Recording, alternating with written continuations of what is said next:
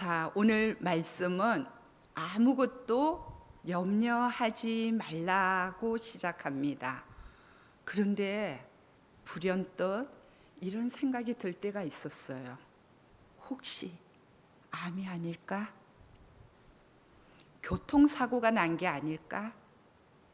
학교에 간 아이가 잘 돌아올까? 혹시라는 불안으로 가득 채우는 것을 염려라고 합니다. 혹시가 내 마음에 차오르기 시작하면 불안해지고 두려워지고 조급해지고 나중에는 우울하기까지 합니다.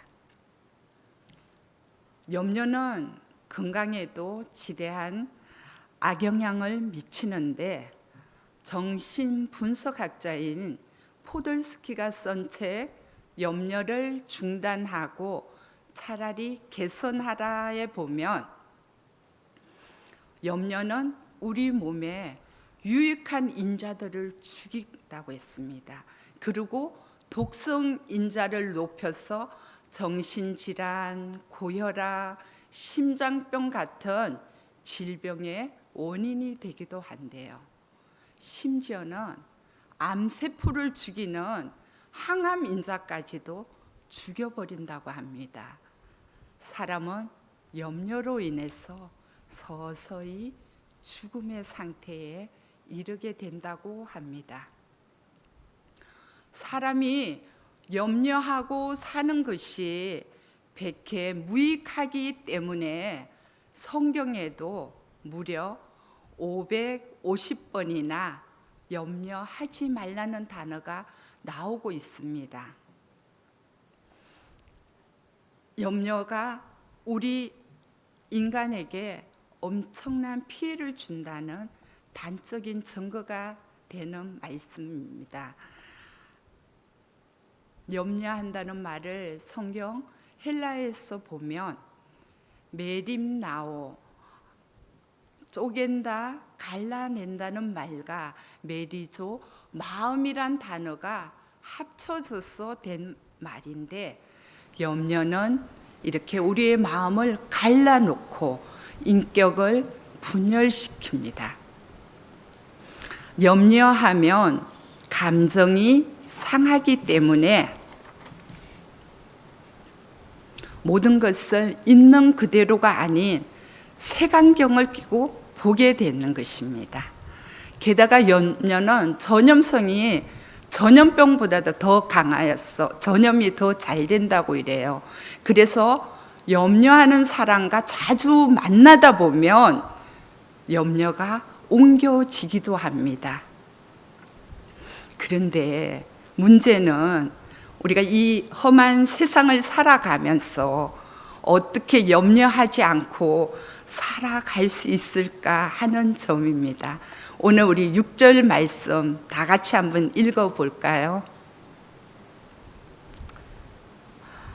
6절 말씀 다 같이 읽어보겠습니다. 아무것도 염려하지 말고 다만 모든 일에 기도와 간구로 너희 구할 것을 감사함으로 하나님께 아뢰라.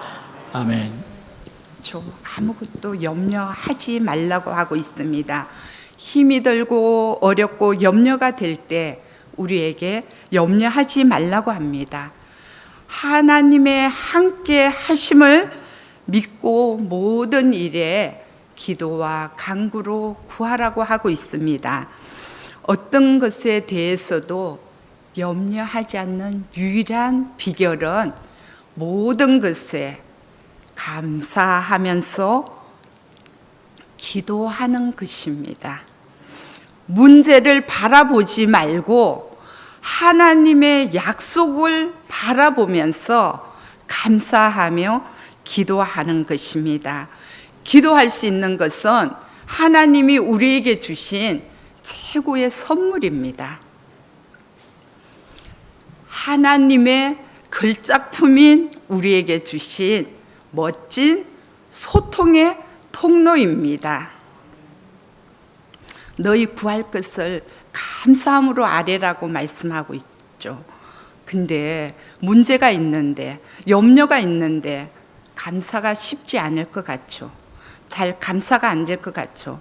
그러나 감사하다 보면 감사가 됩니다.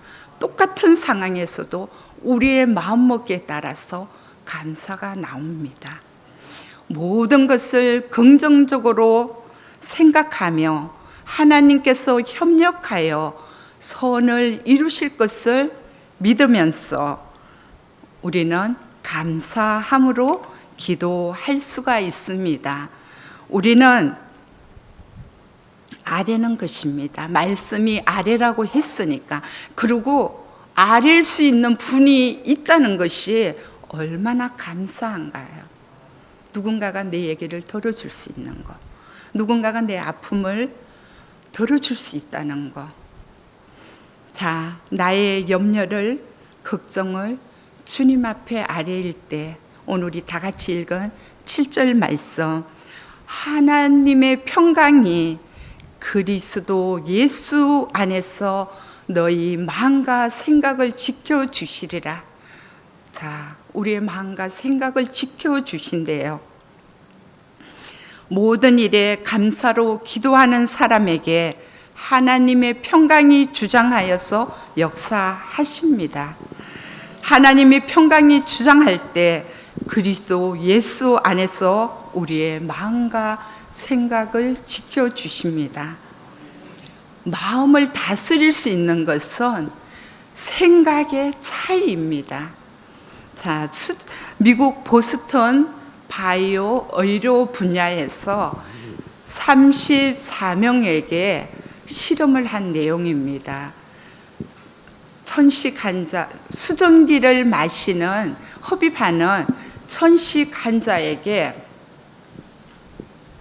이 수증기에 화학 작용제와 알레르기 항원인 알러젤이 들어있다고 그렇게 말을 했어요. 그랬더니 그곳에 있는 반 이상이 갑자기 호흡 곤란을 일으키는 거예요. 그런데 이제 식염수를 천식 환자에게 이제 기관지 확장제라고 말하면서 그것을 복용하도록 했어요. 그런데 어떻게 됐을 것 같아요? 지금 식염유를 마셨는데 어떻게 될 것 같아요? 치료되었어요. 다 모두가 회복이 되었습니다. 이처럼 사람은 마음에 의해서 움직이는 거예요. 척수염 환자가 있었습니다. 아침에 멀쩡하게 출근했는데 갑자기 목이 아프고 다리가 불편하고 그래서 병원을 가고 그렇게 하면서 이것저것 MRI를 찍고 하루라는 시간이 그냥 지나가 버렸어요. 그래서 저녁무렵 척수염이라는 진단을 받았습니다. 그런데 내 발로, 내 손으로 모든 것을 다 할 수 있던 사람이 금방 첫날은 조금씩 움직이고 그 다음 날은 아예 발을 못 쓰게 되는 그런 일이 있었습니다. 척수염이 지나가면 말초 신경이 죽어버린다고 해요. 그러니까 우리가 이렇게 손끝들부터 시작해서 쭉 발끝까지 말초 신경이 척수염으로 인해서 다 손상되었습니다. 아무것도 할 수가 없어요. 그냥 오른손 불편하니까 왼손으로 밥을 먹고 혼자서 설 수 없으니까 균형이 안 맞으니까 설 수 없으니까 휠체어에 의존해서 움직여야 되고 이런 시간을 한 달을 보내고 나니까 병원에서 모든 치료가 끝났대요. 더 이상 할 것이 없대요. 그래서 퇴원 후 이제 재활하는 병원을 찾아갔습니다. 재활병원을 소개받아서 그곳에 가서 재활을 하는데 첫날 스님이 이것저것 묻더라고요.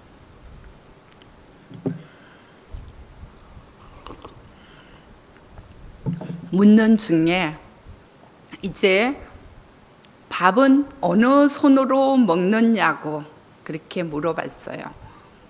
그럼 당연히 이제 한 달 동안 계속 왼손으로 먹었으니까 왼손으로 먹는다고 그랬더니 왜 왼손을 사용하냐고, 오른손 세 개는 멀쩡하지 않느냐, 세 개는 멀쩡하고 두 개가 불편한데 왜 오른손 전체를 사용을 하지 않느냐고, 당장 오른손으로 먹으라고 그렇게 얘기를 했어요.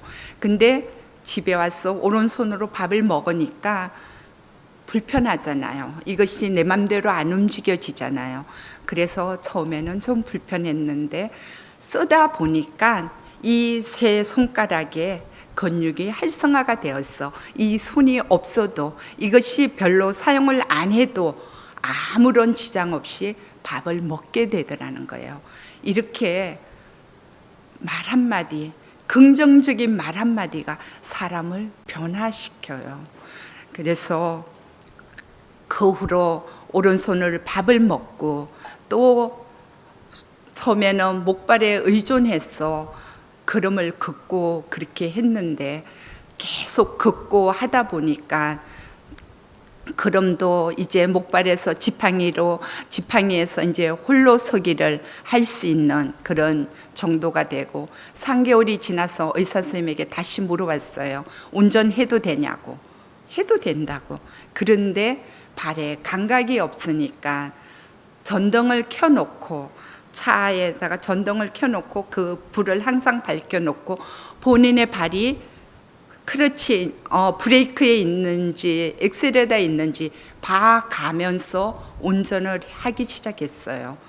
그런데 10년이라는 세월이 지나고 나니까 지금은 너무 자연스럽게 발에 그것을 보지 않아도, 눈으로 보지 않아도 마음껏 운전할 수 있고, 언제 내가 정말 손가락 때문에 고생했는가 싶을 정도로 오른손으로 밥도 잘 먹고, 그러나 모든 것이 마비되어 있기 때문에 저리고 아프고 그런 통증이 있어서 계속 진통제를 먹고 있어요.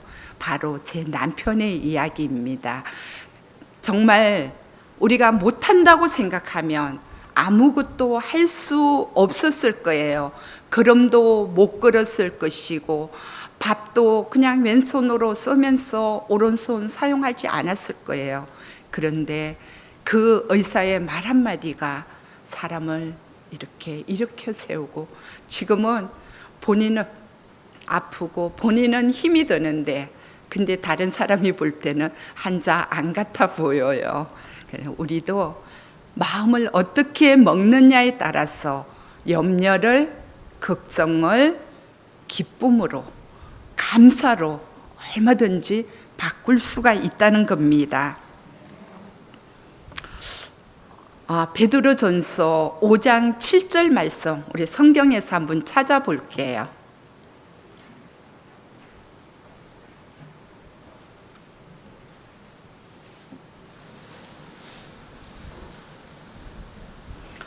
찾았으면 다 같이 한번 읽어보겠습니다. 너희 염려를 다 주께 맡기라. 이는 그가 너희를 돌보심이라. 제가 말씀을 PPT로 준비를 해도 되는데 찾아보라고 한 것은 여러분들이 그 말씀을 정말 힘이 들고 어려울 때 내 것으로 만들라고 다 찾아보라고 했습니다. 염려되는 상황이 참 많아요. 그런데 염려를 주님께 맡기라고 합니다. 맡기면 어떻게 한다고요? 어떻게 한다고요? 돌보신대요. 맡길 때 돌봐주신다고 하는데 뭐가 걱정이에요? 여기에 다 자녀를 둔 부모님들이 계십니다. 자녀들을 돌보는데 조건이 있습니까? 조건이 있어요? 없어요. 자녀들을 돌보는데 아무런 조건이 없어요. 시간적 개념도 없어요.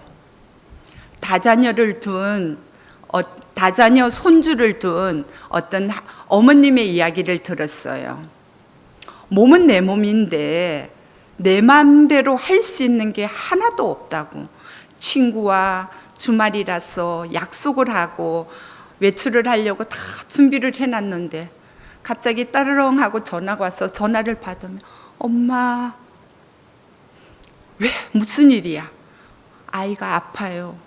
그러면 엄마는 약속이고 뭐고 다 팽개치고 달려가는 거예요. 달려가서 그 손주들을 돌보는 거예요. 손주들을 돌보며 또 그 아이들이 아프다 하면 병원에 갈 때 또 남아있는 아이들을 돌보고 그렇게 하면서 이야기를 하는 것이, 아이들이 한창 자랄 때는 늘 5분 대기조와 같았다고 그런 말씀을 하시더라고요. 우리 어떤 어머님은 몸이 너무 아파요. 몸이 너무 아파서 본인이 쉬어야 되는데 자녀가 전화 와가지고 엄마 나 병원 가야 되는데 애 좀 봐줘. 그러면 내 몸이 아프다고, 나도 지금 아파 하고 얘기를 할 만도 한데 본인이 아프면서도 알았다. 그리고 아이를 봐주더라고요. 왜? 자녀를 사랑하기 때문에 돌보아 주시는 겁니다. 내가 아무리 힘이 들고 어려워도 자녀니까 보아주시는 겁니다. 우리 육신의 부모도 자녀가 맡길 때 조건 없이 봐주는 것처럼 우리 또한 염려를 주님께 맡길 때 주님이 돌보아 주신다고 합니다. 주님과 우리의 관계는 어떤 관계일까요? 우리 한번 PPT를 통해서 말씀을 보겠습니다. 시편 100편 3절 말씀입니다.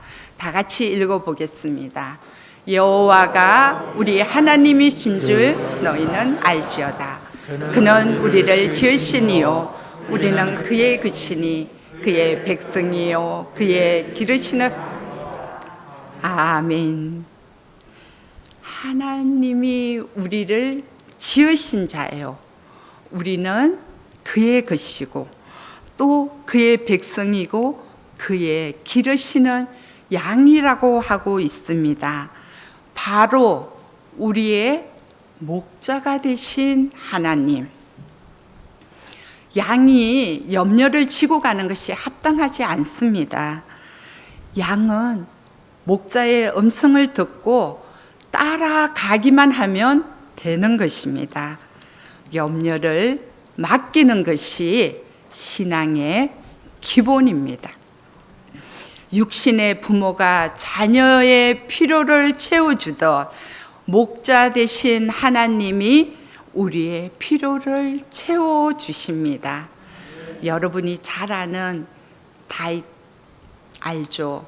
자, 다윗은 시편 23편에서 부족함이 없다고 그렇게 고백했어요. 자, 우리 성경 보지 않고 시편 23편 1절 한번 다 같이 외워보겠습니다. 여호와는, 시작. 여호와는 나의 목자시니 내게 부족함이 없도다. 아멘. 여호와는 나의 목자시니 내게 부족함이 없도다. 자, 다윗은 부족함이 없으면은 다윗은 모든 것이 편안했을까요? 아니죠. 다윗은 정말 골리앗을 죽이고 사울 왕의 신임을 받아서 사울 왕에게 굉장히 신임받는 그런 장군이었어요. 전쟁에 나갈 때마다 승리하고 돌아오니까 사울이 다윗을 누구보다도 사랑했어요.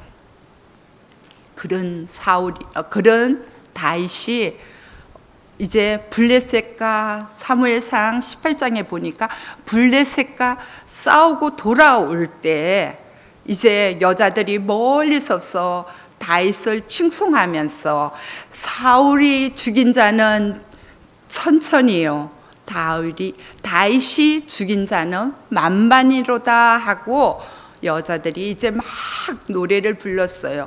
다윗을 환영하기 위해서 이제 신나게 그렇게 외쳤던 거예요. 그것을 사울이 알게 되고 자기보다도 더 큰 영예를 얻는 것이 화가 났어. 다윗을 죽이려고 그렇게 했습니다. 그러나 다윗은 거기에서 멈춰 있지 않고 정말 죽이려고 할 때 이제 도망을 다니면서도 여러 가지 시를 지었는 것을 보며 늘 감사하면서 다윗이 그렇게 고백한 시들이 시편에 많이 나오고 있습니다. 근데 무려 7년이라는 세월을 그렇게 사울을 피해서 도망을 다녔어요. 그런 다윗에게 이제 사울이 죽고 난 후 왕이 되고 전쟁에서도 승리하고 여러 가지 좋은 일들이 많았지만은 또다시 아들 압살롬이 반란을 일으켰어. 또 도망가는 신세가 되고 그런 굴곡이 많았지만 다윗은 뭐라고 고백했다고요? 여호와는 나의 목자시니 내게 부족함이 없도다 라고 고백하며 다윗은 또한 나의 힘이 되신 여호와여 내가 주를 사랑하나이라고 고백을 하고 있습니다. 힘이 들고 어렵고 얼마나 여러 가지 어려운 일들을 많이 겪었어요. 그러나 다윗은 염려하고 머물러 있는 것이 아니라 늘 감사하면서 나갈 때 다윗은 정말 너무 훌륭한 일들을 많이 할 수 있는 그런 왕이 될 수가 있었던 것입니다. 성경 인물 하나만 더 볼게요. 요셉. 혹시 여러분들 중에서 내 자녀가 요셉과 같이 형통한 자가 되게 해달라고 기도하는 사람 있습니까? 그렇게 기도해 본 적 있어요? 내 자녀가 요셉과 같이 형통한 자가 되게 해달라고 그런 기도 안 했어요? 39장 창세기 39장 2절 한번 읽어볼게요. 다 같이 39장 2절 창세기 39장 2절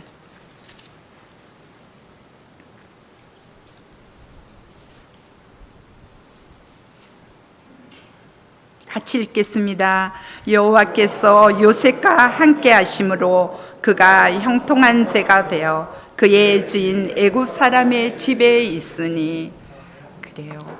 요셉은 형통한 자가 되어 애굽 사람의 집에 있었다고 했습니다.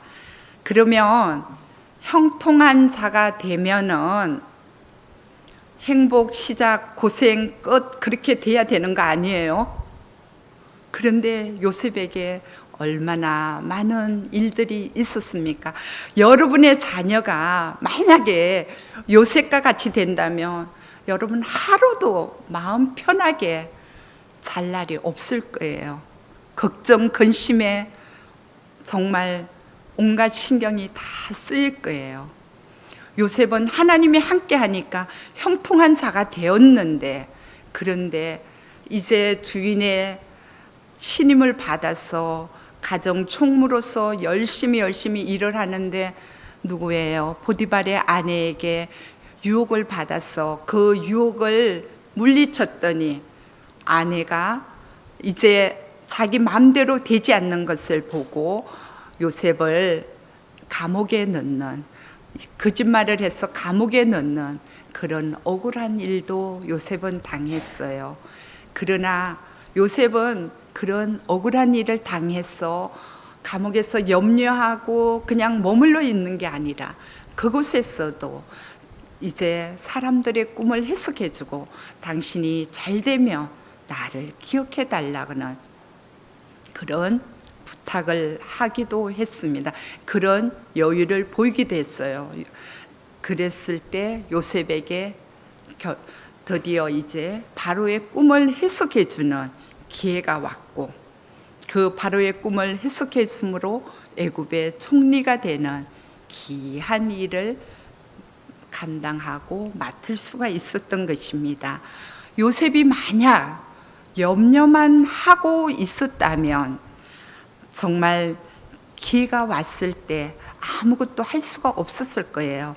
그러나 요셉은 자기 있는 자리에서 늘 최선을 다했기 때문에 기회가 왔을 때 열심히 일을 할 수가 있게 되었습니다.